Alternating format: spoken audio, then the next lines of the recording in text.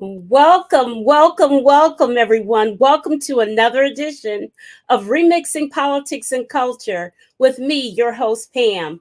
I am a public relations and marketing professional with a passion for social justice, voter advocacy, and culture. And tonight, I have some special guests who have just come back from the Democratic National Convention as delegates and/or in other capacities. What an amazing DNC it was. Executed flawlessly. The speeches were epic. I really don't have enough superlatives to describe how I thought the DNC went.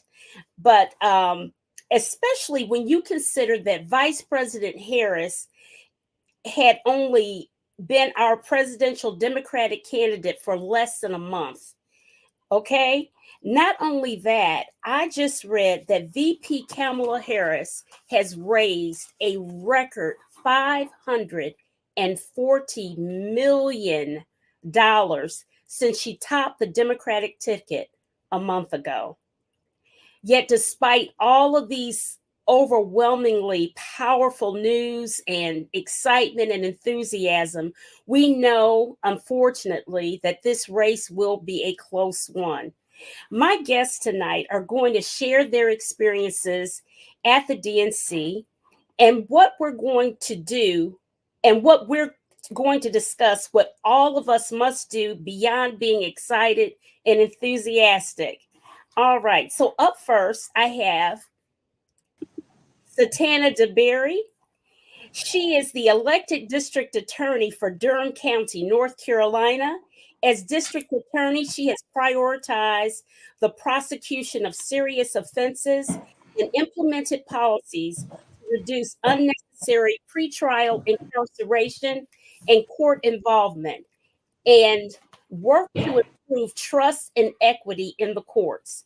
Throughout her career, DeBerry has worked to dismantle systems that restrict the lives of poor people, families, communities of color, and other marginalized groups. She is the recipient of the North Carolina Justice Center's 2020 Defender of Justice Award for litigation and several other awards. Welcome back to the show, DA Satana DeBerry. I'm glad to be here, Pam. Always a pleasure. Oh, I'm always happy to have you, and you always say yes to me. Thank you. Thank you so much. Next up, I have Troy Dante Presswood. Troy is a community architect, change agent, and award winning CEO of the Presswood Group, a media consultancy located in Washington, D.C. With his expertise in communication, marketing, and political campaigns, Troy has led local and national initiatives in healthcare, education, and electoral politics. He is a tireless advocate for DC statehood and is a former three-term elected official. I remember when you ran your first time. Troy is a frequent guest on local and national news outlets, providing expert political and social analysis on news events. Welcome to the show, Troy. So glad to be here with you. Thanks for the invitation. Absolutely. And last but not least, April, I need you to cut your camera on. Okay. And last but not least, we have April Turner. April is the Vice President of Communications and External Affairs for Higher Heights for America. It is the political home for Black women, where she works to harness the collective organizing power of Black women from the voting booth to elected office. Prior to this role, April served as VP of Communications for the Campaign for Youth Justice, where she led media strategy to elevate the issue of prosecuting youth in adult criminal court. April is also the founder of Turner Communications, LLC, where she was able to practice public relations with a purpose by advocating and advancing worthy causes. April has worked on Capitol Hill in a variety of media capacities, including press advisor to to House Speaker Nancy Pelosi. Welcome to the show, April. Thank you so much, Pam. Absolutely, absolutely. I'm so excited to have all of you guys. And April and Dante know each other because we all know each other from NABJ. But Satana DeBerry, guys, she is somebody to watch. Don't be surprised if you see her on a national stage somewhere or in somebody's administration nationally. But I don't know. We'll have to take her. She'll be kicking and screaming to leave us. She is dynamic. Okay, so this question is for each of you, and I'm going to do a round robin with Satana being first, Troy, and then April. Okay, Satana, tell us what your DNC experience was like, and what was your number one takeaway from that experience? Wow, it was the experience of a lifetime. I had not had any intention of going to DNC this year, but when Kamala became the nominee, I said there was no way I was going to miss it. And so I went on the wing in a prayer and I had no credentials, no way in. Turned out I got credentials for every night and ended up being in the place every evening. And so it was amazing and an amazing experience that I wouldn't trade for anything. And what was my biggest takeaway? My biggest takeaway was that there was a lot of hope and enthusiasm in the room, and people understand that this is not going to be easy, that they're going to have to work hard. That is the thing that I heard from everybody, that they were excited to have her as a nominee, but they knew that they had to go home and work for the next 70 something days to make sure that we put her in the White House. Okay. All right. Troy, you next. Your experience and number one takeaway.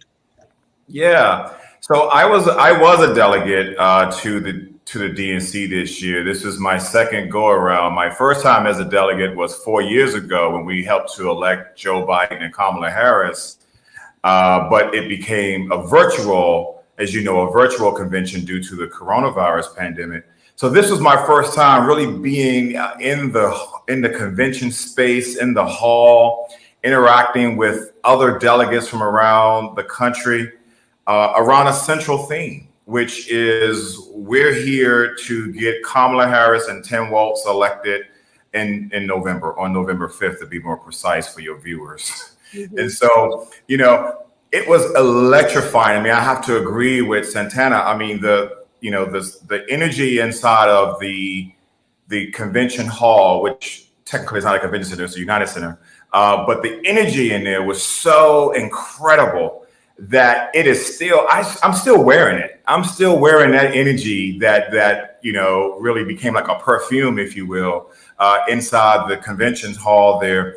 And I'm fired up. I'm ready to go out here and knock on doors. The DC Democratic Party, we've adopted Pennsylvania as a battleground state. Of course, we're not forgetting that Maryland is also a battleground state when it comes to at least the Senate. And so I'm just fired up and ready to go. I can't wait to get to work. And all of that enthusiasm, that energy, that fire that was lit all came from last week at the DNC, baby. All right. All right. April, your turn.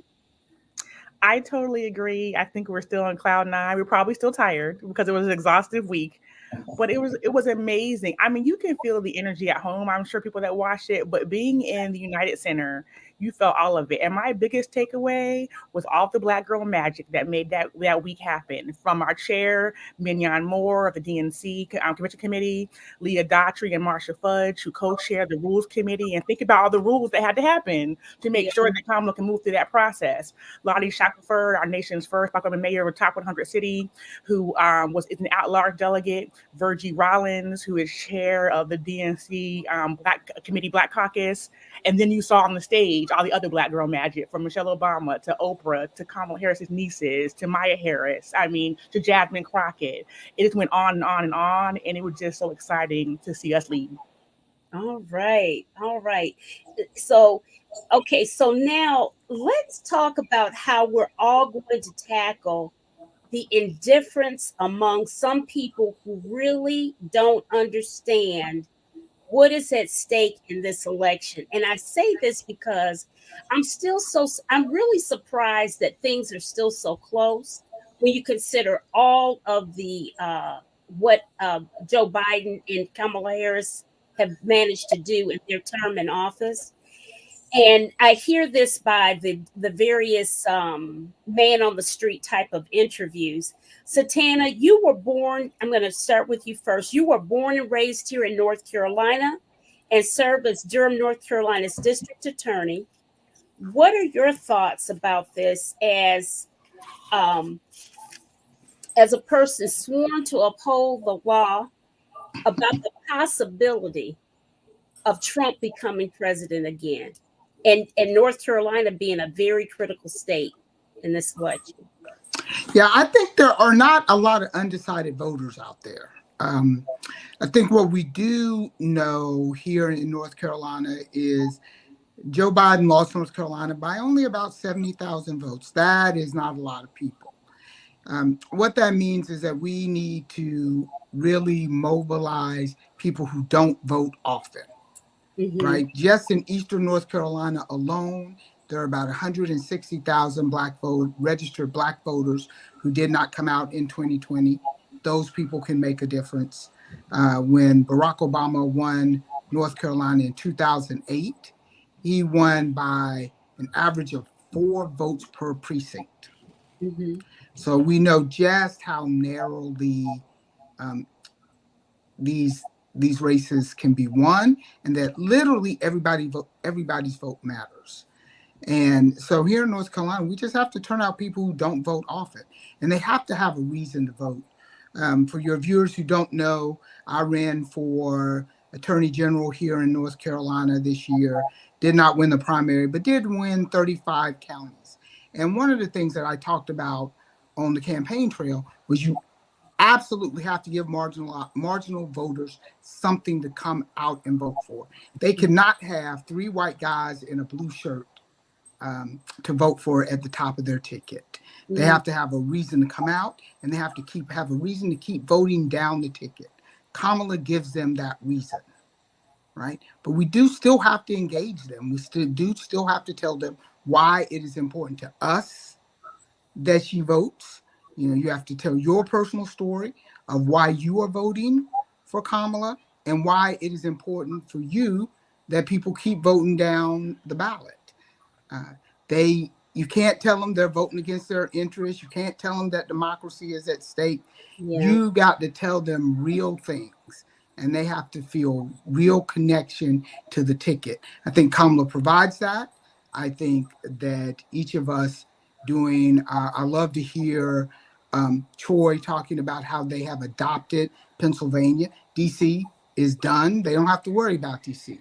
They don't necessarily have to worry about Maryland. Although I am hoping that they come out for my girl Angela Also Brooks, my soror,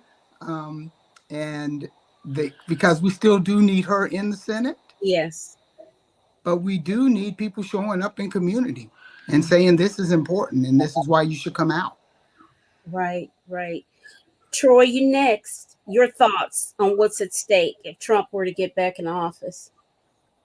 You know, there was a line said at the convention that continues to resonate with me, and it was about, I'm sorry, I just lost some light up in here, but I'll get it later. But it was, you know, like when you get a cell phone or when you sign up for some new service, it comes with terms and conditions, right? Mm-hmm. And those terms and conditions, most of us don't read them. We scroll through, hurry up, get to the bottom so we can accept, and then we can get about whatever we were there to get about. Yeah. The terms and conditions for a Trump presidency is pretty clear. It's already laid out in the Project 2025 book that is out there, you know, and so they were able to manage to bring that to the convention stage to make sure people understood what was at stake. And that's what's at stake. We're talking about reproductive freedom. Well, I would say freedom is at stake, right? So what does that look like? Start with reproductive freedom. Talk about the freedom to vote, the freedom to love who you love, the freedom to choose. And then, for us here in the District of Columbia, we think about the freedom of the 700,000 people who do not have full voting representation in the U.S. House or the Senate. And so freedom and democracy is at stake here. And I know, just hearing what Santana said, I know that doesn't resonate with the sister down the street who got, a couple of kids and she's just trying to make it through. I get that. It doesn't resonate with the man who is trying to, provide for his family, working at the local, fast food joint. I get that.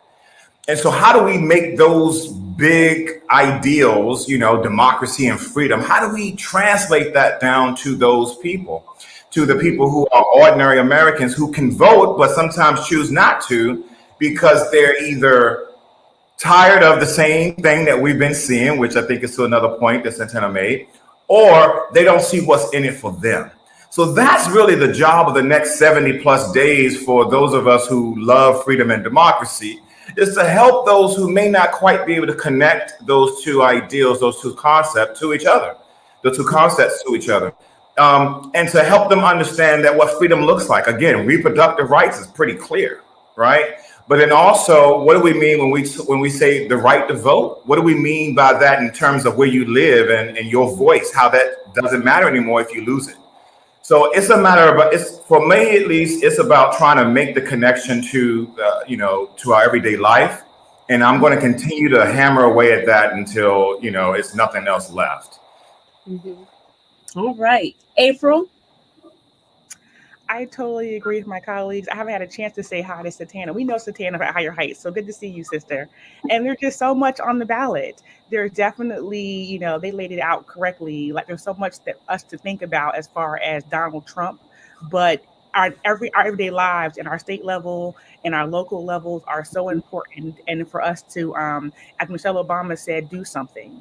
Get out and have these conversations with people and to be able to talk about what's at stake for them over the next something days as to why they should go and make sure they vote. Not only to make sure that he does not see the White House again. I think during the convention that Barack Obama did a great job laying out that case about his part 2 or his remake is like, it's not going to get any better, folks. The sequel.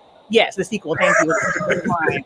And to think about exactly right. In Maryland, we do want to elect an Angela Ossobrooks, and in Delaware, Lisa Blunt Rochester. And to remind people, in the history of this country, Black women have only been in the Senate for 11 years. Think about that. We're over 250 years old. Only 11 years had a Black woman's voice represent us in that body.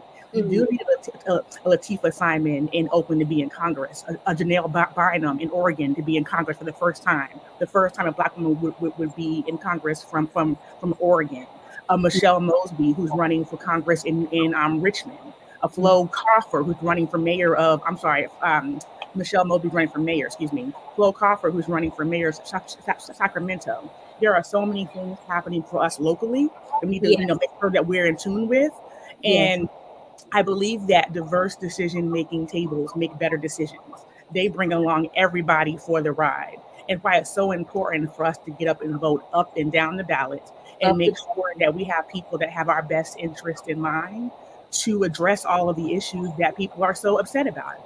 I also think what you saw this week at the DNC, and I know we have to get up there and fight, as we keep saying, but I hope it's a blowout. I really hope it's not even close. And I hope that joy and hope prevails over angry and nasty and bitterness every time. And I think what you saw was more joy and hope, and people think that they really have a chance at putting Kamala Harris and Governor Walz in office. So we have some more that hope and joy can address some of our problems in our nation that we know need to be addressed. Absolutely. And Pam, I want to add this real quick is, it is important for people to remember that Trump did not win the popular vote in 16 or 20. People do not like him. All right. We tend to not get the popular vote. That's right. We are looking at what he won in 2016 because of the Electoral College. Right. And I know everybody's like, that's too complicated. We don't want to talk about it, but it's important. It's why there are battleground states. It's why Pennsylvania is important. It's why North Carolina, Wisconsin, that one congressional district in Omaha Yeah. is important, Yeah. right? It's because we have to make sure that there are that Kamala gets to 270. Right. But millions of people do not want Donald Trump to be their president. Right. Right. In the Absolutely. vote. And Right. they vote, and unfortunately, their votes don't count as much because of the way the Electoral College is set up. Yeah. But we have to remind our neighbors, Hmm. right, that your vote, because you live in North Carolina, because Hmm. you live in that Nebraska congressional district, your vote counts. It's it counts not extra, but it's a very important vote. Right. There was a question. There's some questions in the chat, and Zachary Clipper. Zach is one of my faithful people. He says, "What does the panel think of all the negative energy online by Black men?" I thought it was changing around, Zach. I guess maybe Zach stays on top of stuff, so maybe it's risen up again. What do you guys think of that? Troy, I'm gonna go with you first on that question. So I think Zach has a point. It's still out there. It hasn't disappeared. Maybe we could say it's steady. It has stabilized. It's not continuing to grow, but it's still there. And I think part of that is, well, it's so multifaceted. So I'll try to be as succinct here as I can. But I think part of that is there is some language that the party is using that I think is turning off some men and some Black men in particular. And I tried to mention that actually to one of the comms persons at the party. And I said, I think you guys need to start softening the language around felon, right? There's a lot of men, Black men in particular, who have been convicted and have felonious records and who have been disenfranchised even as a result of that. And what's happening is that you have some misinformation out there. You have also, let's be real here, you have a machine on the other side who is trying to, chip away at Democratic support, especially among men, Black men of the Democratic Party. And so they're painting a picture of Kamala as this lock them up type of a person. And do you want that in the White House? Because, they're going to lock you up again or whatever the case may be. So there is an issue, I think, around messaging to Black men. It is changing. They are beginning to, I think, realize that they have to re-message some things. And so I will tell your viewer to just be on the lookout for some of that. You saw some of that actually at the convention with D.L. Hughley, who came out and said, listen, I've been wrong about what I said about Kamala. And, I've accused her of being a lock 'em up type of person as well, not knowing her full record. And that was misinformation, that was wrong, and I'm here to apologize. So I think the more you begin to tell that story and again, re-message and repackage the story for Black men, what's at stake in this election? Of course, we're talking about how do we grow. Black men want what I want, which is to be able to support their family, to have a great job or career, grow a job if that's what I want to do. I think the more we begin to tell that story and make it more palatable, the better. Mm-hmm. Anybody else want to address that? Well, as the prosecutor, I definitely probably should. I agree with Troy around I find this felon versus prosecutor language uncomfortable, mostly because we really want to be fair and equitable. And as Democrats, we have been fighting for a long time to restore the voting rights of people who have been convicted of felonies. Mm-hmm. We want to say, hey, we don't want people to have to pay forever for this.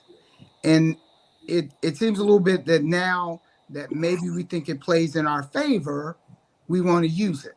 Mm-hmm. And we don't need to use that to be able to fight Donald Trump. Right? There are 100 other ways in which he is unfit for office. Mm-hmm. That is the least exactly, Troy. I mean, we run out of fingers, right? And so there are a million other ways in which he is unfit to be president that we need to focus on. I also think it's a little unfair to focus on Black men when it is white women who put him in office to start with. Girl, don't even get us started on that one. Yeah. And that those are the folks who need to have, they need to be having conversations with each other. Mm-hmm.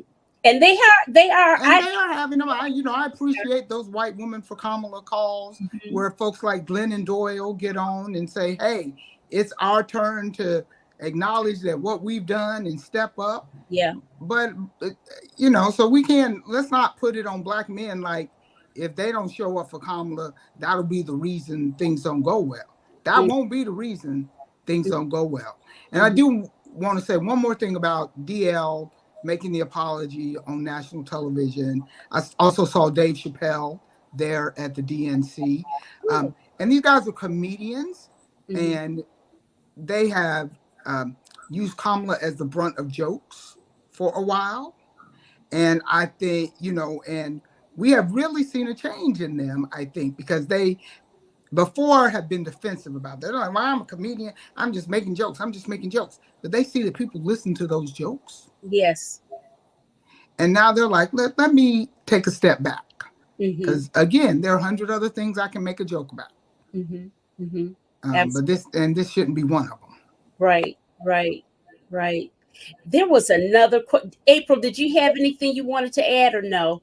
Just really quickly, yeah, I think Satana hit the nail on the head. And I do think that Kamala Harris has made a concerted effort toward Black men. I do think it's changing. You did see many of the influencers there that during the DNC that she has made outreach to, invited to the residents, and we haven't gotten Charlemagne yet. That's the different story. But yeah. I totally agree. You don't need him. Whenever this conversation comes around, I want us to focus on white women as well, because Satana hit every point. I'm having trouble dropping in the chat. I want to share with the audience an article that came out today about the women vote, and how it's something to really look at as we think about how do we get Kamala Harris over the finish line on November 5th. And this is a voting bloc that consistently has put Trump in office and supported him. And I do think if we need to look at that very, very carefully. Right. There was another excellent question here in the chat from Renee Shaw. Renee is a faithful friend of mine. What do the panelists think about the missed opportunity for the DNC convention to have a Palestinian guest speaker or representation? And how can we correct this situation? That very dicey, delicate, spicy situation. Who wants to tackle that first? April? We're like, I'll jump in at once. I'll be honest, I got back yesterday and I literally was living DNC. Mm-hmm. Living in the moment, living all the things. And I watched the news and I said, I didn't realize this perspective, that this was, I didn't have a chance to take it in while I was there. Mm-hmm. We do know that Democratic convention, it was a masterfully produced event. Everything had this very specific purpose, and there was an agenda that they were trying to reach. So I don't have a lot of commentary on it because I'm just realizing that it happened when I got back. But I do think it's an interesting thing to say, hey, great convention, great roll call, great all these things, but you missed this one thing that might be a problem for you. Mm-hmm. Mm-hmm. Troy? I think it's fair to say that we missed an opportunity there to speak to it. But I will say that the vice president did speak to what was happening there in the Middle East with a force and a gravitas I don't think I have heard anyone do since. And she put that in her acceptance speech. But to have a separate speaker, sure, that would have been great. I think, to April's point, the producers just didn't want to go there. They wanted to keep it at a certain, vibration. And they likely felt that if you were to bring in a Palestinian, then you need to also bring in someone from Israel. And then you're going to have the back and forth and then the pitting of the two and all of that. So to avoid all of that, you just leave them both off. I did, however, see violent protests that went on. In fact, there was, I think, a hunger strike. I met a young man. I moderated a panel while I was at the DNC off-site. But I met him just in passing. I said, "Oh, you must be a delegate." He said, "Yeah, he's from Texas." And he said, "Yeah, we're doing this thing for Palestine or for Gaza. We would love for you to come be a part of it." And I said, "Well, I took the information and thanked them." But I saw he was part of that group that had a hunger strike, and they led them into the convention hall on the final night, and they continued their silent protest. So they did allow for opportunities for protest, but you did not hear from the stage, which I think is what your viewer was talking about. And was it a missed opportunity? Sure. Okay. There's more commentary. Let's see. For all the social media shortcomings. Blah, blah, blah, blah. Even without, we lived through 4 years of a Trump presidency. Only a fool would sign up for more. Okay, that's just a comment. I'm like, I agree. Terms and conditions in the Project 25. Okay. Do we get to diverse showcasing Black jobs and baby boomers speak? Did the DNC's diversity jeopardize white middle America voting expectation? That's an interesting question. You think who wants to take that? I'll take it because first of all, I think there's an assumption that rural America is only full of white people. It is not.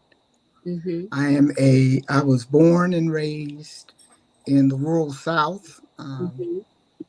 My people are still there. And so they, have the same economic concerns. It was very Black, culturally Black now. There's no doubt about that. And especially coming on the heels of a diasporic Olympics, it had the same kind of feel, the same kind of Black is cool feel. The culture is, it was the culture, right? There's a lot of the culture in it. And, number one song on the country charts is a Shabuzi. So American culture is Black culture. Yes, it is. So there's that part. So I will say, I think American culture is Black culture. I don't think it was too Black. On the other hand, I say this a lot. Some of those white people, they are gone. They're not coming back. They're not. Why are we chasing people who don't want to be here? Those are voters who have decided that for whatever reason, they're not going to vote for a Democrat. Okay. And you can see it because if you ask somebody what makes a good neighbor, who they'd want living next to them, and they gave you all the characteristics, it would be the exact opposite of not just Donald Trump. Here in North Carolina, we have Mark Robinson and Dan Bishop running for governor and attorney general. Those are two of the meanest, nastiest people on the planet. I know. North Carolina's got some real issues, y'all. But even further down the ballot, right? We have school board, we have nasty people running for school board, mean people running for the legislature, and they continue to vote for him because the party has become part of their identity and not part of the issues. And I think the way we win and the way we, again, bring in those infrequent voters is to talk about the things that Americans care about. And they care about their pocketbooks, they care about their kids, they care about their own futures. They're not stupid, right? Just because they don't want to talk about the intricacies of constitutional law and democracy doesn't mean that they don't understand that they're paying more for groceries or gas is higher and their kids don't feel safe at school and all these other things that are going on. And I think we talk about those things and how Democrats can make their lives better. And I think that's what the convention did. Yeah. To add in real quick, I totally agree. So I had a chance, I had to, because of our tax filing status, go to DNC and RNC, and both conventions did it for the culture. RNC had Kid Rock, they had Amber Rose. So think about where we are in 2024. This might not have been Obama's convention. He might not have had Lil Jon come out on the floor, but yeah, we here. And the culture's up for grabs. And what you're seeing it's a movement. what you're seeing is this Black woman who has been in office for 3.5 years, who has gotten been attacked by misinformation, got negative press. Where is she? We don't see her. All of a sudden, you're seeing her get covered that she hasn't been getting in the last 3.5 years. You're seeing social media take on and being like, yeah, her theme song is a Beyonce song. So the fact that they're leaning into the culture, because the culture before a month ago was like, we don't want to vote. We don't care about this. We're not energized. This is a gift to lead all the way into it. I think they did it masterfully. Yes, they did.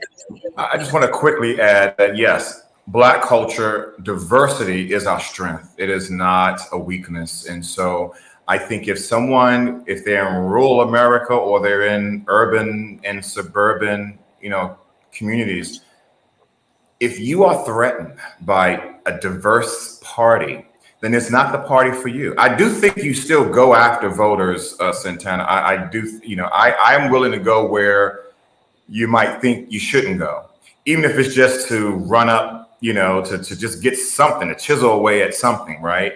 But I understand your point is that overall, it's like, listen, if you don't want to be part of this new America, then there's a party waiting for you that looks like the old one, and it's welcoming not just white people but white adjacent people too, who believe in white supremacy. I always say white supremacy, has co-conspirators, and it's not. And I say this in a tongue-in-cheek way, but at the same time, I have Republican friends, and they don't even recognize their own party. Their party has gone mega. Absolutely. So it is not the same. Like I went to an HBCU. Actually, April and I went to the same HBCU, Howard HU. And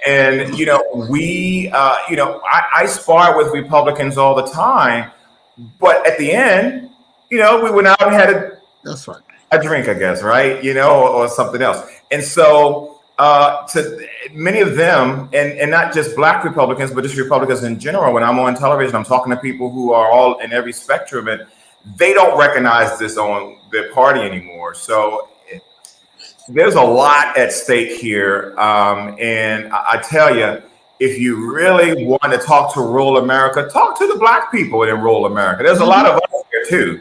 Get us out to the polls in places like Alabama, places like Tennessee, Louisiana, Georgia, Mississippi, Eastern North Carolina. Yeah, like I'm talking about the part of Mississippi where they don't even say the last part; they just say Mississippi. Get us out to the polls, and stop trying to do voter suppression, and stop with these, these tactics of, they might as well bring back how many bubble gums. And it is so incredible what's happening. So we're out there. Rural America is us. Talk to us too. We can do the talking as well. Right. Absolutely. Let's see here. Judy asks, how does the panel think the anti-Harris, Willie Horton type ads featuring Latinos should be addressed? This strategy helped to sink Dukakis in 1988. I don't know if I've seen that ad yet. Not seen it. It's like I would have, or I might have just ignored it. Who wants to take that on? April, you want to take that? I haven't seen it yet either, but I think to the point that Judy's making, we've been here before, right? We feel it's such fragile ground. The Dukakis race that she's talking about, he went into his convention on a high and lost 17 points after all of this stuff happened, these ads happened. And what I appreciate about the Harris camp is that's a little different than the Biden camp. They have been dealing with Trump for so long, and it was kind of like, we're going to ignore him. They attack him head on every day. No shot goes unfired. They are aggressive on reacting to him. And I appreciate that. They're aggressive to reacting to anything that's coming to attack her. And I think this race calls for that. So while I haven't seen that particular ad, Judy, I do think that they are great with their statements. They're great on social. They are great at, kind of taking advantage of him, making him like a joke. Like, dude, you're weird. You're this. And they just don't ignore him, which I think Biden did a little too much. We wanted him to fight a little bit more at sometimes. So I would say if they keep doing that, they're going to be okay and win this thing. All right. Let's see. Zach says, on the other hand, the felon has not said a word on the country viewing felons in a different light. No, the felon Trump. I'm slow. Sorry. Yeah. Me a minute too. Well, no, that's true. He hasn't said a word. Yeah, More so, well, he has said a word. He says he thinks that will make Black people vote for him now. That will identify. Along with the gold gym shoes and all of that. That's correct. Let's see, whole life in the abortion. They feel they're being left out of that messaging because not only do women lose the right of their own. Okay. I do have a thought here too, Pam. I was talking to a really good friend of mine, Charles Coleman, who's also another Howard grad. He's an MSNBC contributor, and he was talking about how to talk to Black men in your life. And he gave really good tips. We were asking him like, hey, you know, we understand that Black women, we don't go to the polls alone. We bring our households, our churches, our blocks, our sororities, and oftentimes if mama's going to vote, everybody's going to vote. So it's like, how do we have these conversations with people in our lives that are practical? And I thought he gave really good advice about not arguing. Everybody has a right to have their own opinion and their thoughts and their view of what their top priorities are. And, you know, perhaps you're talking to a Black man in your life where, you know, report rights is not the top of their list. And I think this falls in line with what Michelle Obama said, do something, having conversations, talking to those Black men about, so what is the important issue to you? And being able to articulate how the Kamala Harris Walls agenda will address it. But I thought he had really good tips about the minute we start talking down to someone or you don't know nothing or like really, what is your top issue? Let's discuss that. It's okay that report rights is not your top issue. I'm going to tell you why it's important to me, but I also want to learn what's important to you. And I think those are, over the next 70-something days, the real combos that we're having at our kitchen tables, in our households, amongst our friends, and how you have to meet people and not make them feel like they are not at your level because they don't understand the issue or care about it at the same way that you do. So I just want to say that about that question. So Tana, one of our commentators in the group, Suzette, mentioned, I think the rule of law is critical because of the Supreme Court ruling. In that context, we have to make the distinction, just my opinion. I think she's talking about, you know, clearly our Supreme Court is unbalanced, and we haven't heard yet exactly what President Biden is wanting to do about the Supreme Court. But, you know, they clearly did the layup, everything in Trump's favor thus far. Everything. And Trump can't get back in office, y'all. He just cannot. We're all cooked if he is. Period. Satana, what would be the course of action if you were VP Harris, then President Harris? We're gonna claim that she gets in. What does she have to do immediately? What if she appointed you as her attorney general or something? I don't know. That would be. Listen, if I made it through Congress, through the Senate as her attorney general, then things really will have changed in this country. You know, I think the courts are very important. Yes. I am, as a lawyer, I am more likely to say that the state courts are more important than the Supreme Courts. The Supreme Court, one of the things that we've seen here in North Carolina is that the Supreme Court will return cases to a state court and say, let the state, we think the state court should make that decision. And the state court has then been packed with Republicans. I think it is less pro-Trump than it is a certain type of view, a certain type of Christian nationalist view of how the court should work. Yeah. And so it is not Trump dependent. I think they would have made that decision were it any conservative Republican, if those people had been, they have been, this movement probably started 30 years ago. And people are just now starting to see it pop up because they have the numbers now in the federal courts, and they have people on the Supreme Court. But as an attorney, I've seen this happening, accelerating over the last decade, right? Obama was not able to get his picks through the federal courts, which left many of those seats empty when Trump took office, and they filled them just like that. Mm-hmm. So we will have the courts to deal with for a long time, even if they're in some way that we manage to reform the Supreme Court, which presidents have tried to do before. We still have lower federal courts and state courts that have been stacked in, with this certain viewpoint. And, another good reason to vote here in North Carolina, all judges are elected. That's right.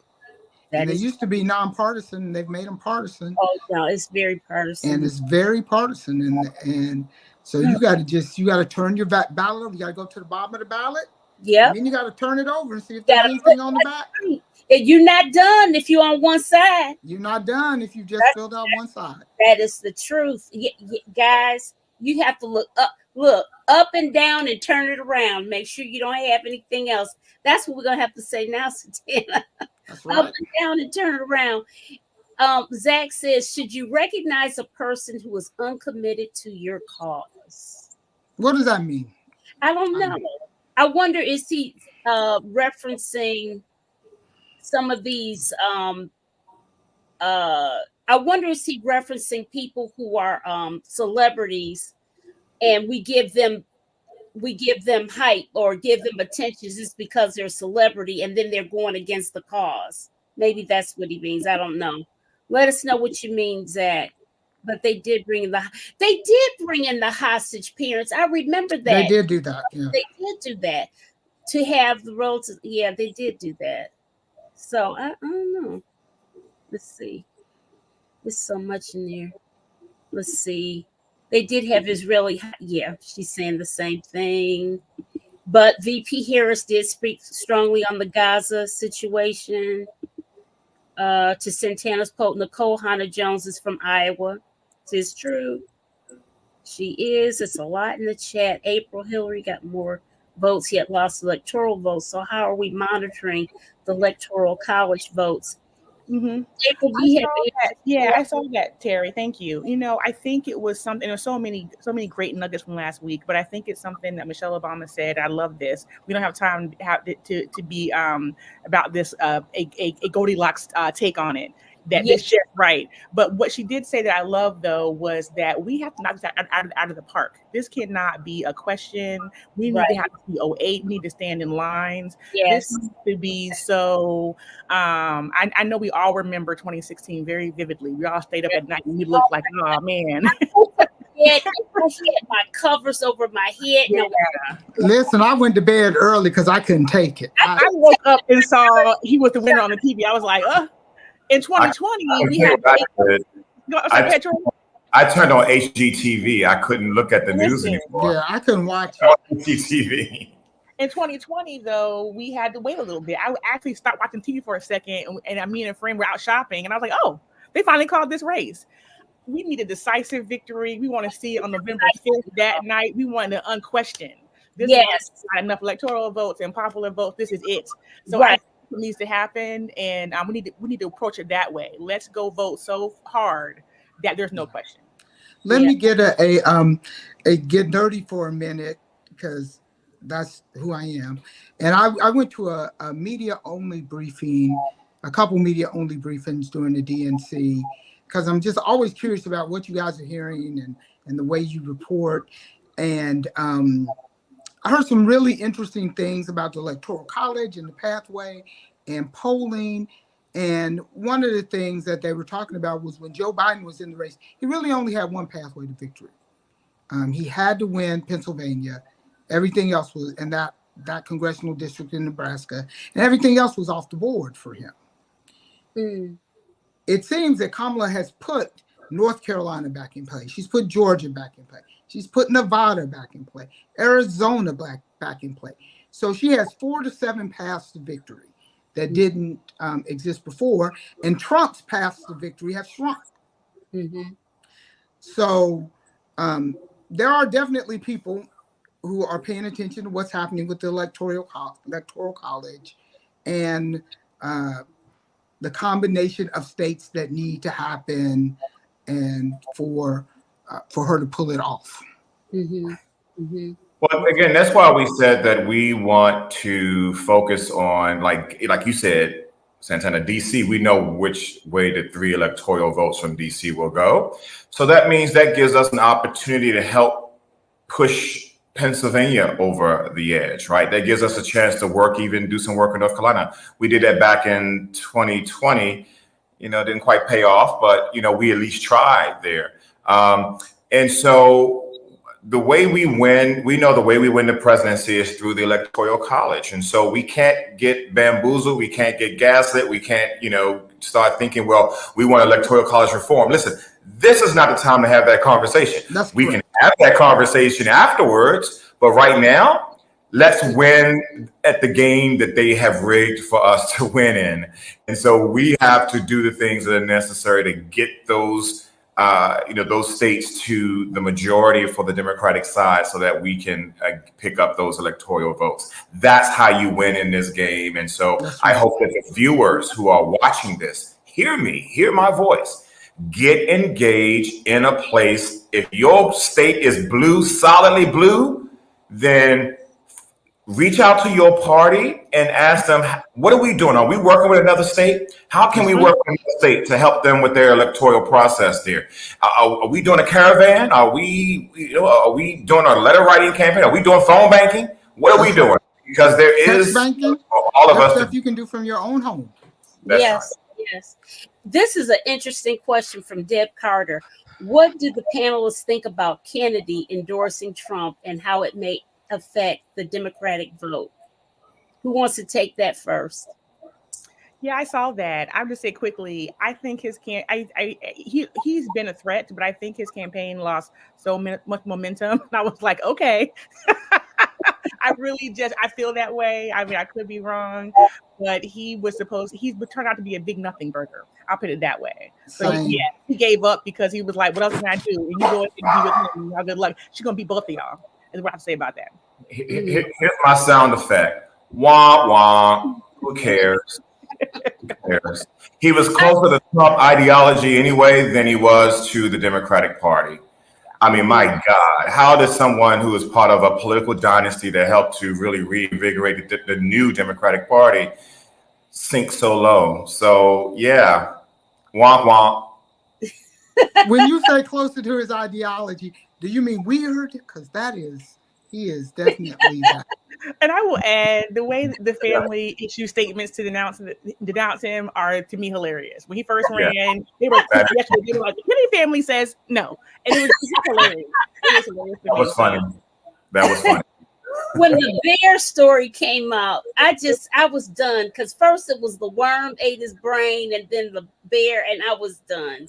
Yeah. I was completely. Well, and then, there's also this story about, there's this picture of him and his girlfriend where he's wearing a Black is Beautiful button from like the early 70s. Who did that? Kennedy, RFK Jr.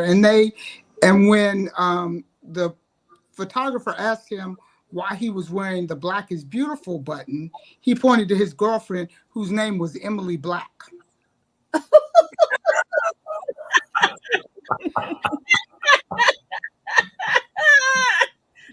So he's got a million stories like that's that. Good. That's crazy. Poor thing. Not only Kennedy, but I heard West was going to endorse Trump. You mean Cornel West? Oh, please. I think both of them had so few voters. Yeah. I think this is one of those situations where social media and maybe some fringe reporting makes things seem more important than they actually are. But there are a lot of voters out there who've never heard of RFK Jr., who've never heard of Cornel West, who are going to get to the voting booths when they early vote or on November 5th, and they're going to see that there's 7 people on the ballot, and they're only going to recognize 2 names. Mm-hmm. That's right. That's right. This is an interesting concept that Renee brought up about how there's so many more Black voters in Texas than any other state. And she says that the DNC doesn't target that state like others. Anybody have a comment on that? I'll just say quickly, there are large numbers of Black voters in Texas, but there are also very large numbers of Hispanics, Latinos in Texas as well, and white people. So they're large numbers, but it's a percentage that you really want to think about overall. It's not so much that it's the Black voters that you want to, it's the messaging that you want to bring to Texans. I spent a lot of time as a child there, growing up, and summers, I should say, as a child there. And I can tell you that they have a very different culture than the rest of the country. And so if you speak in their vernacular, you speak in their language, I'm talking about the Texan language, you can make some inroads there. But you're right, Renee, that the Democratic Party as a whole has not done a lot of investment there. We did see something around Beto. Beto O'Rourke, we saw a little bit happening there because we did get a glimpse that it could be more purple. It can move in that direction than we have previously thought. I have delegate friends who I ran into from Texas who said, "Man, we really need to, get more support here. We could turn it." I think he's a little bit optimistic, but I do believe that it can happen. And it's not just the Black voters; it's with our Latino voters. And it's with, I guess, right thinking, others in the state too that will help turn it around eventually. Yeah, but Texas. Hard. They have a very tough problem there with the voting ID. It is a state that they have largely suppressed voters, and it always impacts low-income people. That's all I was going to say. And Texas has more rural voters than any state in the country. North Carolina is number 2. And you've got to be able to reach all those rural voters. Again, in a way, their vote has been suppressed now over decades. It's a lot of hard work to do that. And I think I agree. It's probably a missed opportunity for Democrats. Not going to happen today, though. Not going to happen this cycle. And I just wanted to add, if we could do a whole other show on party politics, the DNC is very focused. Their position, their role is to elect the president, and they're going to do that. Same thing with the DSCC, they're going to elect the Senate. So they're playing where they can win. And if they don't think that particular state, they also play, I think, Renee's Georgia question. So this is a all hands on deck situation in the next 70 days. It's not just the DNC. It's the Legal Defense Fund, the ACP. It's everybody coming together to say, hey, we need voter turnout, protect voters when they go to the polls. This is not just a party issue when it comes to making sure that our votes are protected and that we're actually pushing people to go vote. This is all the big organizations coming together to say, hey, we're going to come in and put all our power behind these states where people have voter disenfranchisement. We need to get voter turnout up. So I don't want to focus on the party. They have a very specific focus that they're working on, but it's really going to take all hands to come together. All these groups that invest in voting. That's right. Unions. That's right. Everybody who can drive out voters, they've got to drive them out. Right. And I'll say this one last thing about Texas. You can't show up in the 11th hour and try to get votes, right? Like an investment is over time. And so it's not just a party. Like April said, it's other organizations that need to start to do that investment today. And you mark my words, eventually we will see change there. Just demographically, it's already happening. But because of the draconian voter suppression laws that are in Texas, it's going to be a minute. Alicia Baker Rogers says, however, we have 2 weeks of early voting in Texas, so there is plenty of opportunity for those who want to vote. But you know what? Fair. That's the thing about wanting to vote. And so you need the hands on the ground to get the people revved up to vote. You need the churches, you need the community, you need those people to be invested. April, I've got to ask you this question. I've been dying to know. Higher Heights for America sponsored an event there at the DNC, the Shirley Chisholm Effect.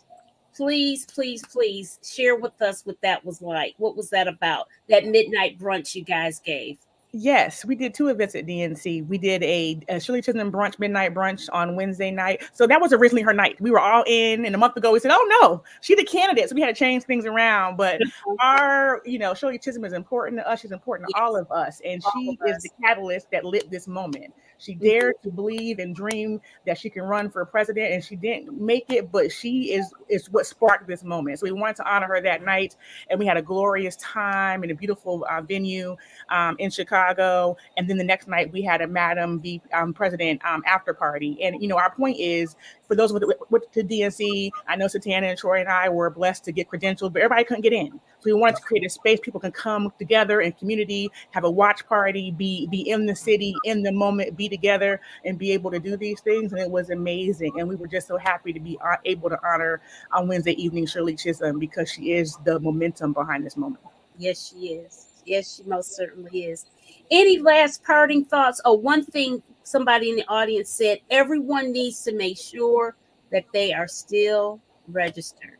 And that includes us in North Kakalaki too, especially because we got a lieutenant governor who's running for governor who's worse than Trump. And so we really have to ugh, we gotta be on the case. Yeah. Let's see. All right. Yeah. Well, I have 2 pieces of advice. Mm-hmm. Vote your whole ballot, turn your ballot over. Yep. Second thing is, I echo what Troy says, call your local party, find out ways you can get involved. There is literally something to do every day for the next 70 something days. You can do something, and you can be part of this. Mm-hmm. Mm-hmm. All right. All right. I would just add very quickly, just that keep your eyes on the prize. Okay, Mm-hmm. 70 plus days are left. Like Michelle Obama, our forever first lady, like what Mm-hmm. she said, do something. There is something for all of us to do in the next 70 plus days to get Kamala Harris and Governor Tim Walz elected. Now, keep in mind, on election night, November 5th, we may not get all the numbers in that night. I Some states, think we do. Please yeah, do. we're now, a lot of states don't have to worry about the District of Columbia, even though we do it as well, but we do mail-in ballots. And so people can actually drop off a ballot in the mail and it can get there the next few days. So in some of these battleground states, we may not have a clear victory on the 5th. Just don't let them gaslight you like they tried to do 4 years ago. If you know you got your people out to the polls and everybody is there, just let the numbers be counted. They're going to count them, and then we're going to see where the chips fall. So just be prepared for that, because they're going to try to gaslight you. And the last thing I'm going to say is they're going to come for Black women. They're going to come for Kamala, which means they're going to come for Black women. Be prepared for the nastiness that is about to explode coming from the other side and from their surrogates. Do not be dismayed by it. Do not be discouraged by it. It is part of the machine that's trying to break you and break us. Do not fall for it.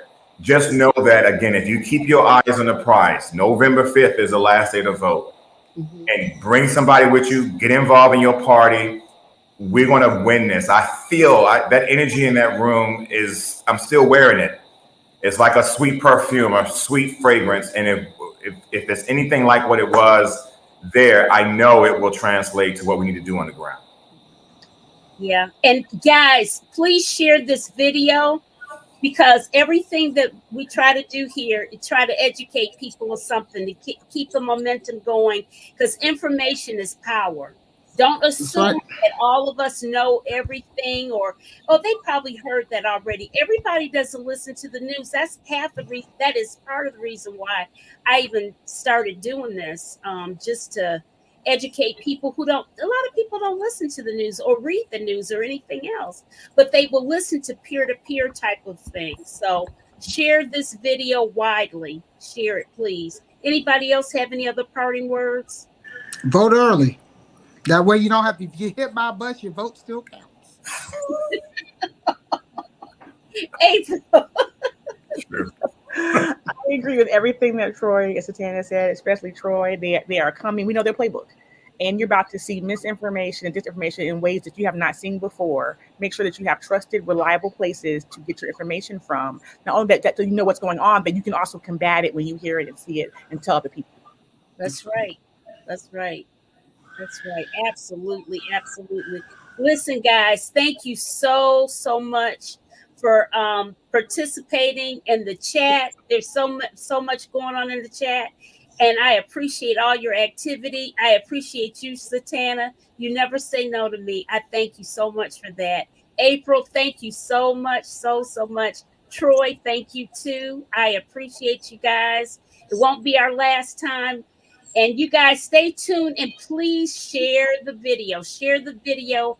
Keep your friends and family educated as to what is going on. Don't assume that they know. Don't assume. All right, let's wave good night to everyone. Good night. Thank you.